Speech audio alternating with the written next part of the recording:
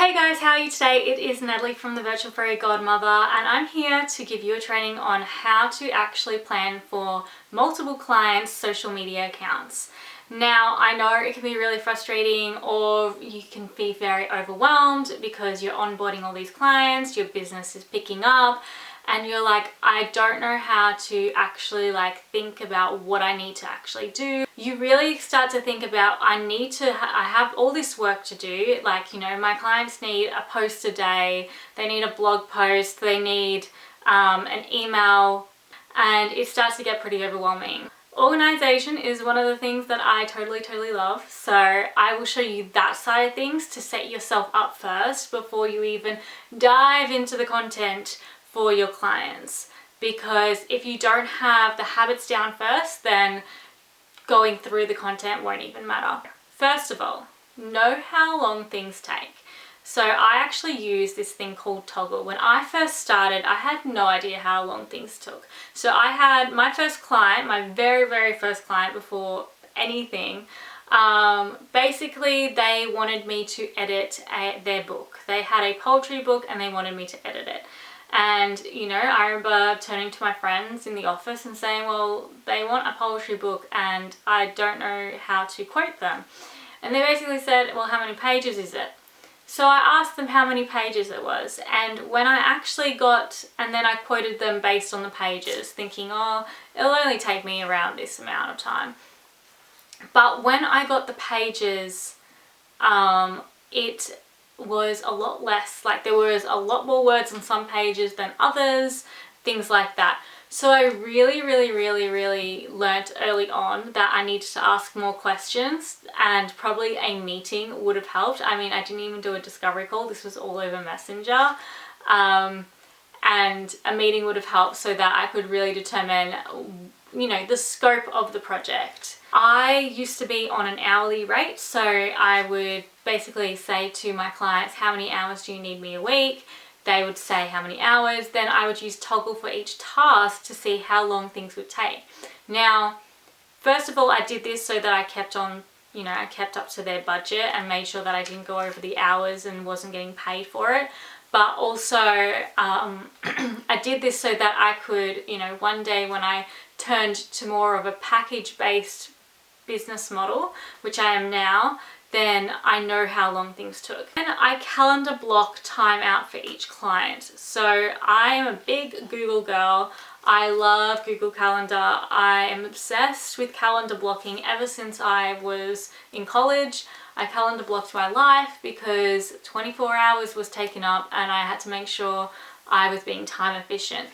And when you calendar block, it basically allows you to focus on that thing. So for instance, if I calendar block 2 hours for a client, then that 2 hours is them. If I get an email from another client, I don't look at it.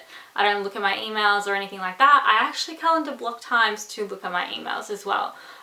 Usually I look at my emails twice a day, probably in the morning and in the afternoon. If anything urgent does ping up, then I'll look at it. But usually I keep to those calendar blocks. Also, it makes you more time efficient because if you're not jumping from task to task or client to client, then you're more likely to, get into that deep mode or deep zone of work, which is where the crux of your good work actually is. Instead of doing a task and then all of a sudden, someone messages you, you put the task down, you message them back, and then you go back to the task. Suddenly now you're not focused. It's harder to get back into it, and it just wastes time overall. That's how I make sure, because I'm always up front. So whenever a client then says, hey, do you have scope or time for this? I look at my calendar and I'm being honest, and I'm like, what, I have a couple of hours today, or I have 2 hours tomorrow that we can go over that. But it also, what calendar blocking also helps you with, and I know I'm going on a tangent, but it also helps you plan multiple clients' meetings.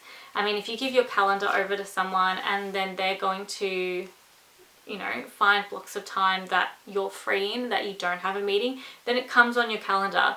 And then you just have to revolve the client work around that, basically.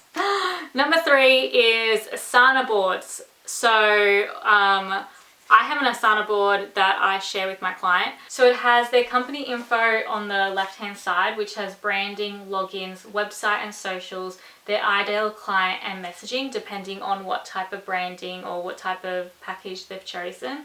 Then it has general tasks, in review. Sometimes if it's a monthly retainer and there's particular things that I have to do every month, I just do monthly, and then I put down like, 20 social media posts, and I make that a recurring task. So that basically then becomes automatic, so I'm not even looking at it. I love Asana because I can put the due dates, I can put subtasks. My client can go in there and add tasks themselves, if they're on a retainer, that is, and not a package.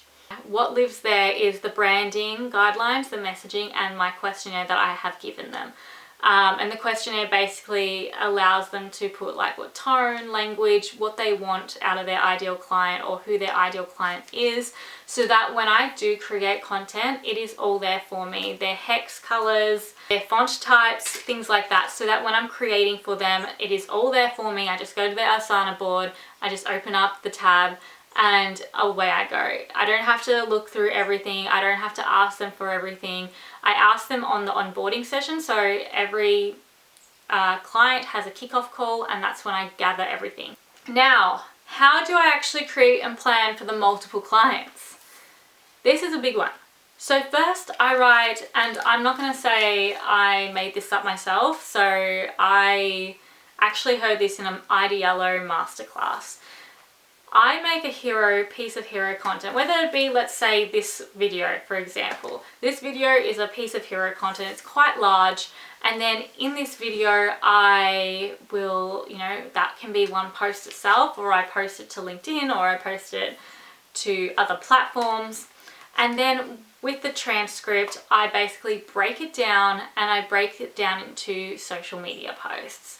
So I will have one quote here. I talked about calendar blocking. I will promote how I streamline people's services and how I can organize people's businesses, and how I can use marketing to help automate their business, things like that.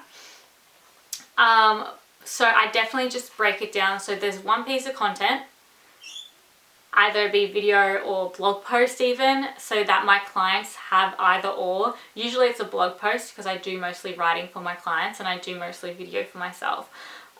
So let's say it's a blog post, and then it covers quite a bit, and then through that blog post I pick things out and I make them into other posts. So I repurpose them basically, so that they stretch for the entire week. But as I said, it could be a quote, it could be a carousel, it could be a reel, it can be, all these different types of things. Now, how I find that hero content is based on the content pillars that I have researched for my client. Each client's going to have different content pillars depending on what their business is based on. But we do talk about this in the kickoff meeting, about what the crux of their business is and what they really want to be talking about, what their value is, what their mission is. And based off that, I then create content pillars. Yeah, I hope this helped. And if you have any other questions about this that I didn't probably, talk about quite as well or explain quite as well, let me know. If you want a second part to this, I'm sure I can tell you exactly like what I use to create all this stuff with.